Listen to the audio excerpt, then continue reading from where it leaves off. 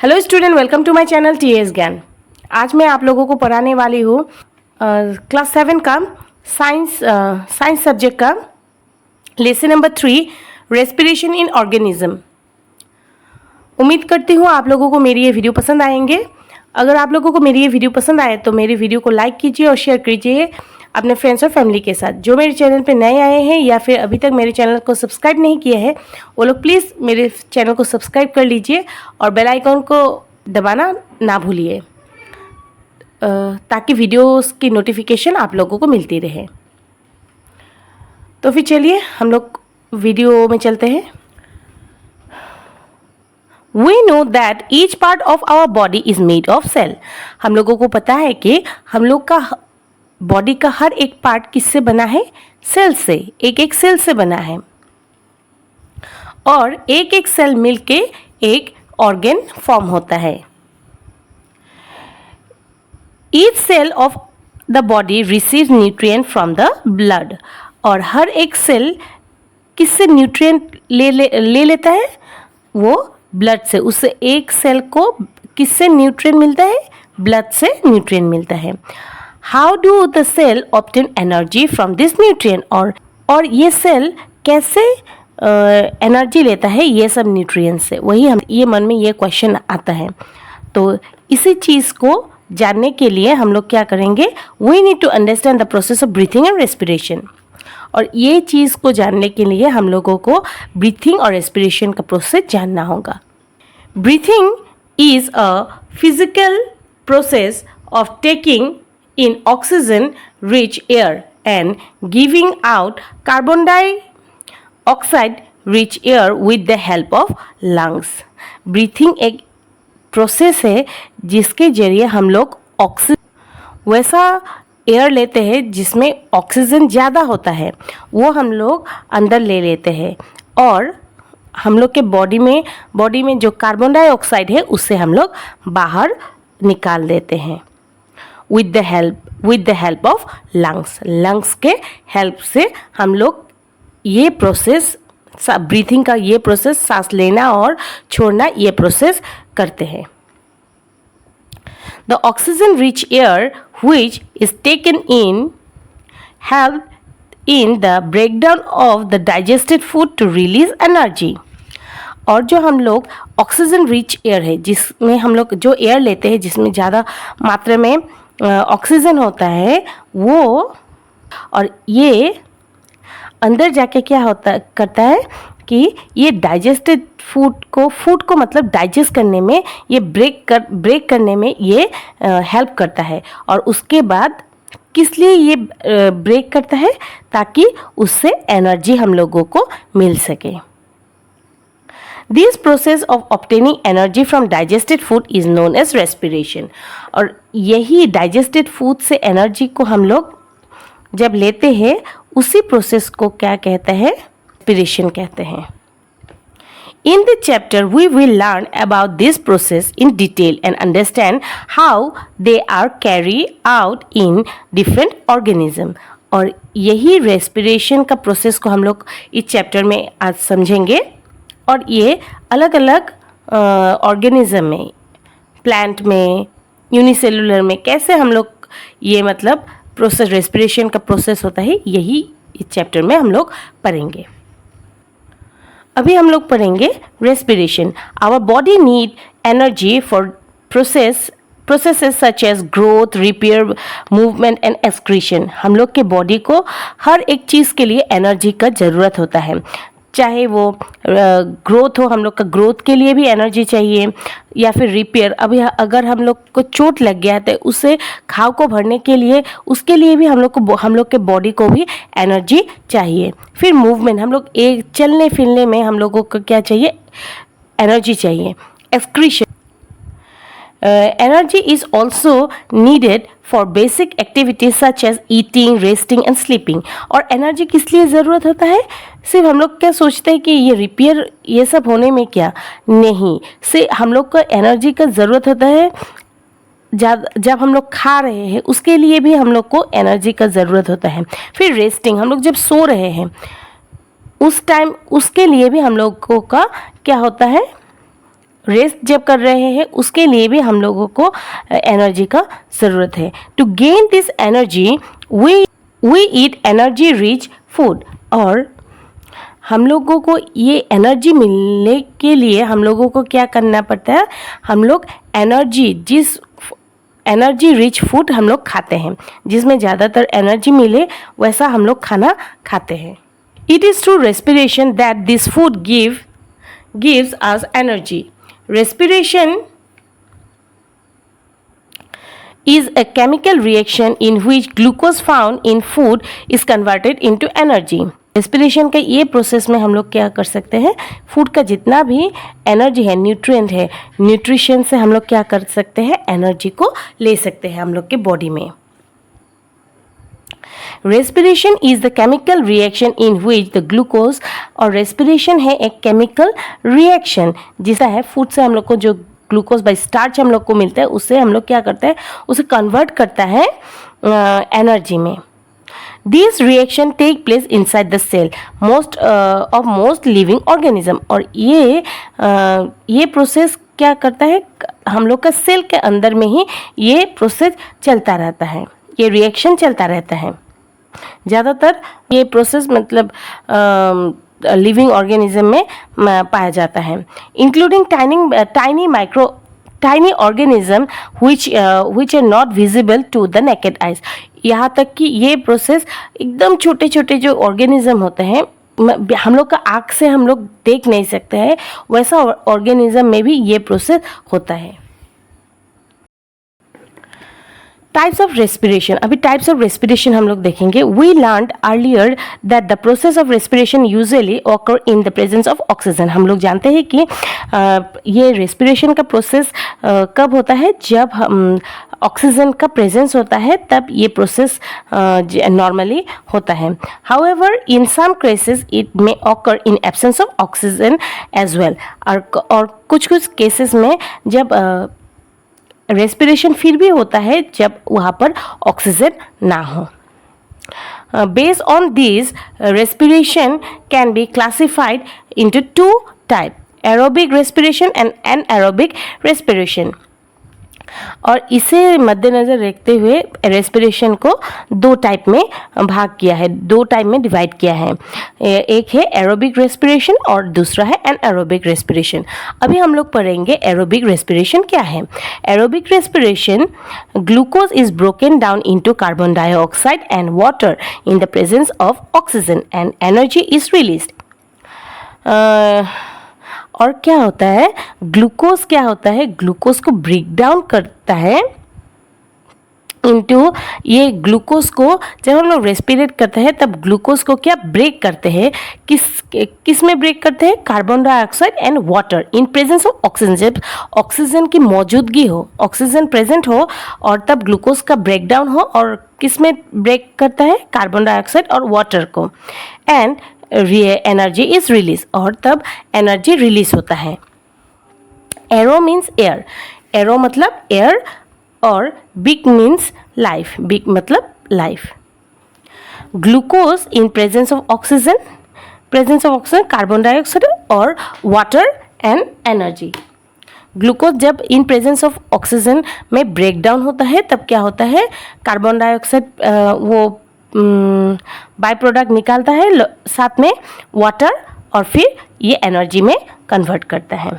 Next, most plant and animal carry out this type of respiration. ज़्यादातर plants और animals इसी type का respiration process follow करते हैं. अभी anaerobic respiration, glucose is broken down into alcohol and carbon dioxide in absence of oxygen and energy is released. और anaerobic respiration में क्या होता है, वहाँ पर ऑक्सीजन का प्रेजेंस नहीं होता है, और ऑक्सीजन का प्रेजेंस नहीं होने के वजह से ग्लूकोज फिर ब्रेक होता है किसमें, अल्कोहल और कार्बन डाइऑक्साइड में, और फिर एनर्जी रिलीज करते हैं. Anaerobic, N means without, arrow means air and big means life. यहाँ पर N मतलब है without, बिना उसके, बिना मौजूद के मतलब. arrow means air and big means life. वो फिर ग्लूकोज क्या होता है in absence of oxygen, oxygen के बिना ग्लूकोज क्या होता है कार्बन डाइऑक्साइड, एल्कोहल, फिर ये सब एनर्जी प्रोड्यूस करते हैं। Some type of bacteria and yeast माने fungi carry out this type of respiration. और ज़्यादातर ये एनएरोबिक रेस्पिरेशन कहाँ देखने को मिलता है, बैक्टीरिया में, ईस्ट, इसमें हम लोग को ये टाइप का एनएरोबिक रेस्पिरेशन देखने को मिलता है। Next topic, special time anaerobic respiration in human. कभी कभी ह्यूमन में भी एनएरोबिक रेस्पिरेशन होता है। ये कब होता है अभी हम लोग पढ़ेंगे। We know that human requires oxygen to perform anaerobic respiration. However, when we exercise, our muscles require more energy than usual. During exercise, the supply of oxygen is not enough to meet the need of the cell. Hence, the cell in the affected muscle switch to perform anaerobic respiration for a short period of time. In absence of the oxygen, glucose is broken down into lactic acid and energy. Anaerobic respiration क्या होगा, ये कभी कभी हम लोग human body में भी होता है। कब होता है, जब हम लोग बहुत हैवी एक्सरसाइज करते हैं, जैसे जंपिंग, रनिंग या फिर वेट लिफ्टिंग, ऐसा हैवी एक्सरसाइज करते हैं, तब क्या होता है हम लोग के बॉडी को ज़्यादातर क्या चाहिए, एनर्जी ज़्यादा चाहिए। और ऑक्सीजन का तब हम लोग जब बहुत ज़्यादा एक्सरसाइज करेंगे तब क्या ऑक्सीजन का हम लोग के बॉडी में कमी होता है। फिर दौड़ने के टाइम हम लोग को ऑक्सीजन, बॉडी को जितना ऑक्सीजन का ज़रूरत होता है उतना हम लोग को नहीं मिल पाता है। उसके कारण क्या होता है, या फिर जितना हम लोग को ऑक्सीजन मिलना चाहिए हम लोग के बॉडी को उतना नहीं मिलता है।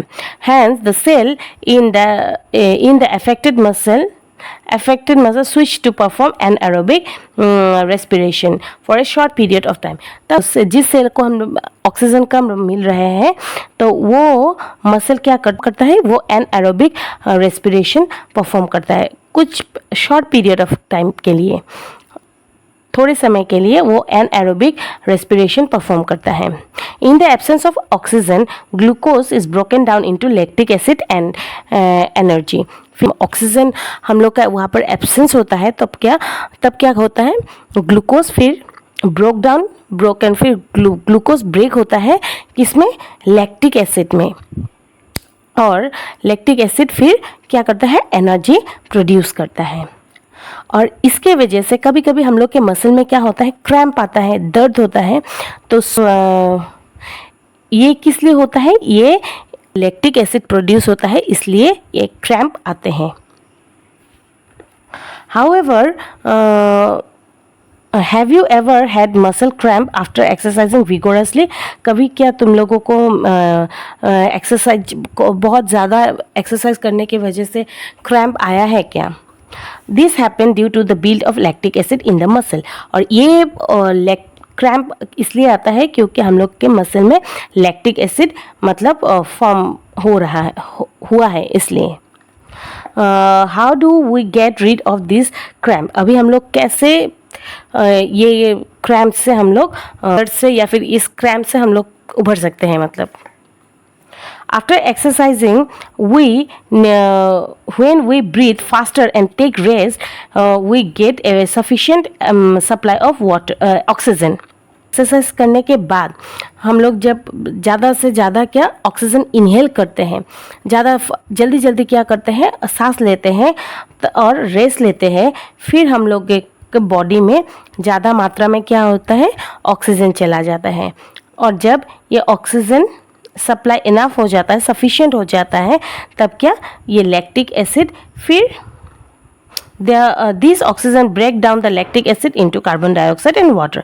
फिर ये ऑक्सीजन क्या करता है, लैक्टिक एसिड को फिर ब्रेक डाउन करता है किसमें, कार्बन डाइऑक्साइड और वाटर में। Once the lactic acid break down we started feel better. जब ये लैक्टिक एसिड फिर ब्रेक डाउन हो जाता है कार्बन डाइऑक्साइड और वाटर में, फिर हम लोग थोड़ा बेटर फील करते हैं। अभी हम लोग देखेंगे फिल इन द ब्लैंक्स। यहाँ पर क्या होगा, carbon dioxide and water and energy are release during the process of aerobic respiration. और एरोबिक रेस्पिरेशन में क्या रिलीज होता है, और कार्बन डाइऑक्साइड, वाटर और energy. Breathing is a physical process of taking in oxygen-rich air and giving out carbon dioxide air with the help of the lungs। और breathing एक ऐसा प्रोसेस है जिसमें कार्बन ऑक्सीजन रिच एयर हम लोग अंदर लेते हैं और बाहर क्या छोड़ते हैं, carbon dioxide rich air with the help of, और ये किसके मदद से हम लोग करते हैं, लंग्स के मदद से। Muscles cramp occur because of lactic acid build up in the muscle. और मसल क्रैम्प क्यों होता है, क्योंकि हम लोग के मसल में लैक्टिक एसिड मौजूद होता है। नेक्स्ट हम लोग choose the correct option. Choose the correct option अभी हम लोग देखेंगे। Which part of the human body can perform an aerobic respiration. कौन सा सब्सटेंस ब्रेक होता है ताकि हम लोग को एनर्जी मिल सके रेस्पिरेशन प्रोसेस में, वो है glucose. With the help of oxygen lactic acid break down to form carbon dioxide and water. State whether the following statement are true और फॉल्स। यहाँ पर हम लोग को देने के लिए वो कौन सा स्टेटमेंट ट्रू है और कौन सा स्टेटमेंट फॉल्स है। ईस्ट परफॉर्म एरोबिक रेस्पिरेशन, ये फॉल्स है। ईस्ट कब फॉर्म होता है, जब एन एरोबिक रेस्पिरेशन होता है। Water is required to carry out anaerobic respiration, ये फॉल्स है। Muscle produce lactic acid when the respire anaerobically, ये ट्रू है। In absence of oxygen the product of aerobic respiration and are carbon dioxide, alcohol and energy, ये false है। अभी यहाँ पर 1.4 में क्या दिया हुआ है, describe the special condition in which human perform an aerobic respiration. यहाँ पर क्या बोला है, ऐसा कौन सा स्पेशल कंडीशन है जिसमें human anaerobic respiration perform करता है, कब परफॉर्म करता है। Human perform an aerobic respiration during high intensity exercise or activities like jumping, throwing, etc. And sometimes sufficient amount of oxygen is unable to reach the muscles. An aerobic respiration break down glucose for quick energy and produce lactic acid, which can cause muscle fatigue and soreness. Differentiate between aerobic respiration and anaerobic respiration. अभी aerobic और anaerobic respiration में हम लोग का differentiate करने के लिए बोला है। The difference between aerobic respiration and anaerobic respiration are as follows. Aerobic respiration हम लोग को मैंने यहाँ पर डिवाइड कर दिया है। Aerobic respiration request oxygen to occur. Aerobic respiration होने के लिए हम लोगों को ऑक्सीजन का मौजूद होना जरूरी है। Anaerobic respiration does not require oxygen, और एनएरोबिक रेस्पिरेशन में ऑक्सीजन नहीं होता है और उसके लिए ऑक्सीजन का ज़रूरत नहीं है। It produce a large amount of energy. ये एरोबिक रेस्पिरेशन ज़्यादा अमाउंट ऑफ एनर्जी प्रोड्यूस करता है। It produces a smaller amount of energy compared to aerobic respiration, और anaerobic respiration में smaller amount of energy produce होता है compared to aerobic respiration। फिर number 3, the end product are carbon dioxide and water. इसका end product aerobic respiration में इसका end product है carbon dioxide और वाटर। एंड एनारोबिक रेस्पिरेशन में anaerobic respiration produce substances like lactic acid and alcohol, और anaerobic respiration में and product क्या निकलता है, लैक्टिक एसिड और अल्कोहल। अभी हम लोग पढ़ेंगे ह्यूमन रेस्पिरेटरी सिस्टम। ह्यूमन में, इंसानों में रेस्पिरेटरी सिस्टम कैसे काम करता है। The respiratory system in human consist of the nose, pharynx, larynx, trachea, lungs, bronchi, bronchioles, alveoli and diaphragm. Human respiratory system को चलाने में ये कुछ ऑर्गन काम करते हैं, जैसे nose, pharynx, larynx, trachea, lungs, bronchi, bronchioles, फिर एल्वियोली एंड डायफ्राम। ये कुछ ऑर्गन है जो ये रेस्पिरेटरी सिस्टम में हेल्प करता है। अभी नोज का क्या काम है? Consist of the nasal cavity and 2 nostril. और नोज में क्या होता है? एक नेजल कैविटी होता है और 2 नोस्ट्रिल, मतलब ये नाक में जो हम लोग का सामने में जो छेद होता है वो नोस्ट्रिल कहते हैं। It facilitate the entry of air through the nostril. The fine hair and the mucous lining filter the air and trap the dirt।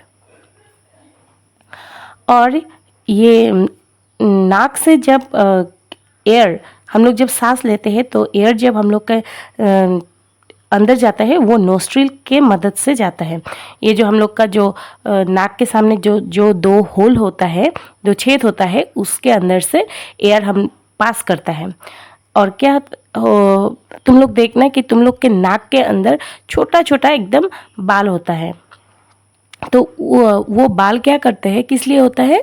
ताकि जो गंदगी होता है, एयर के साथ जो डर्ट होता है, वो उससे अंदर जाने के लिए रोकता है, मतलब एयर को फिल्टर करता है, डर्ट को वो रोक देता है।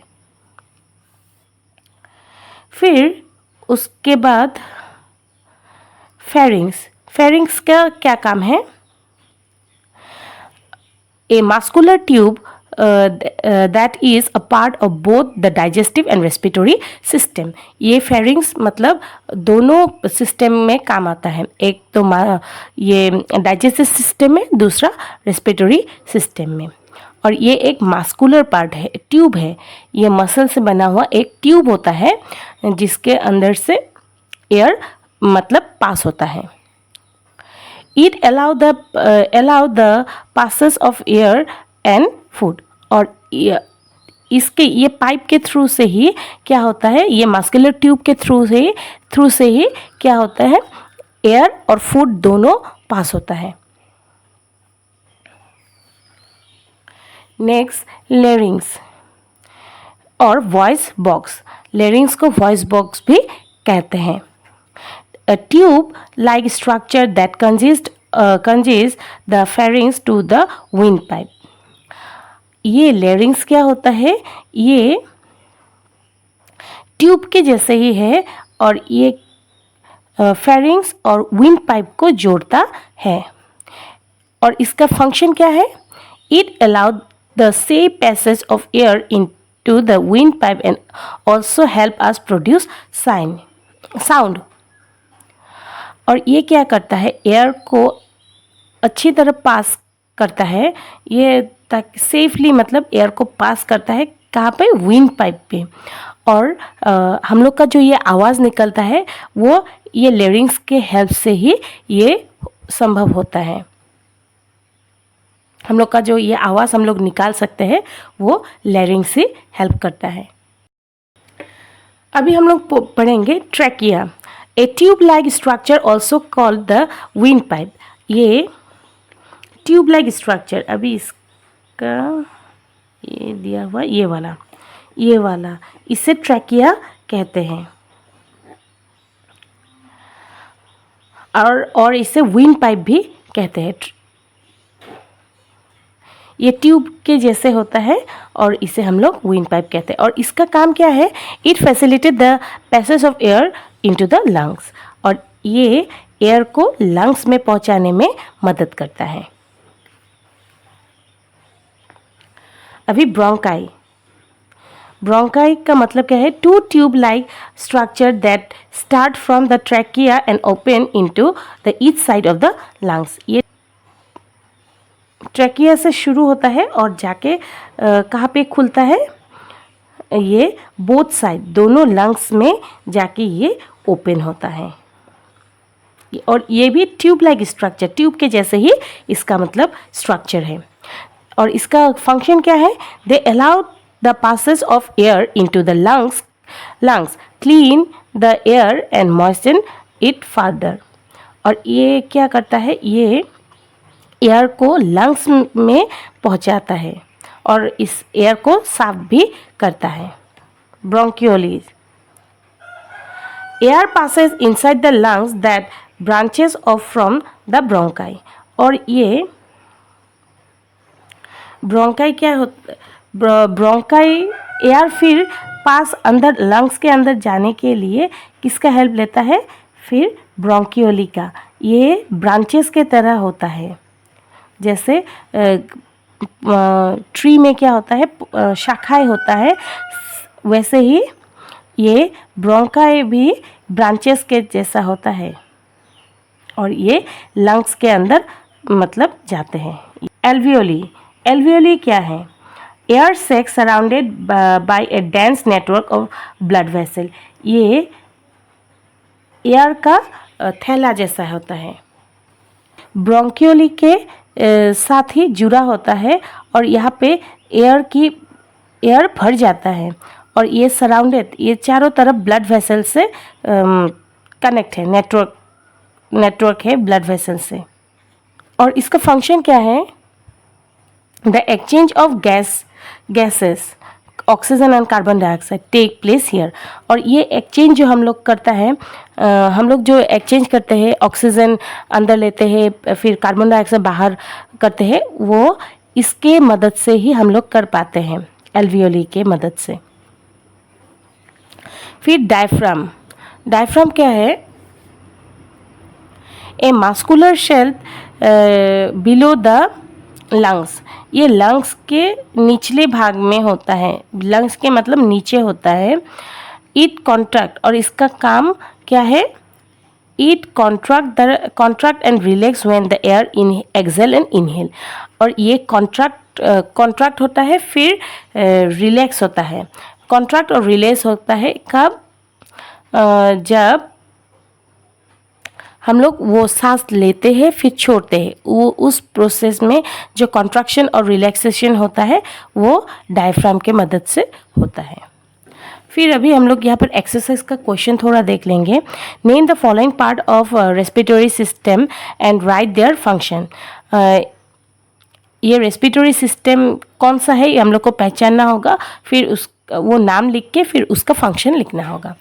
यहाँ पर जैसा a muscular tube that is a part of both digestive and respiratory system in human, वो क्या होगा, फेरिंग्स। और इसका फंक्शन तुम लोग ये वाला लिख सकते हो, ये वाला साइड में इसका फंक्शन भी दिया हुआ है, ये वाला फंक्शन लिखने से होगा।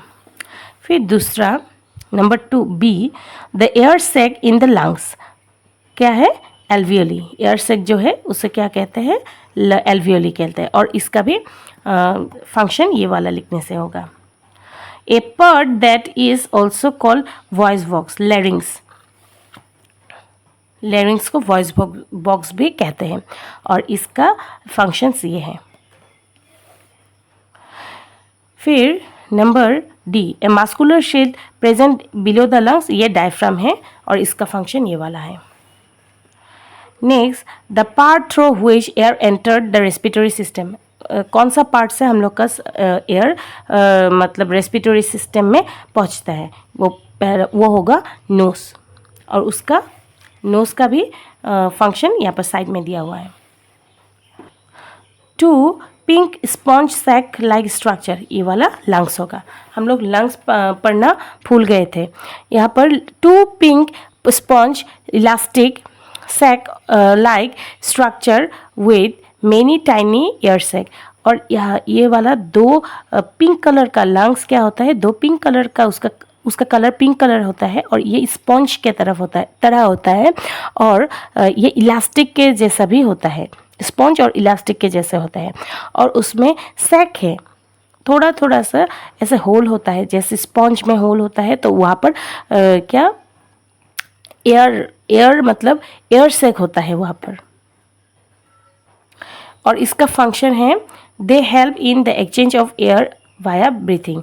ये एक्सचेंज हम लोग जो ब्रीथ करते हैं, हम लोग जो सांस लेते हैं, उसका एयर का जो एक्सचेंज होता है वो लंग्स ही करता है।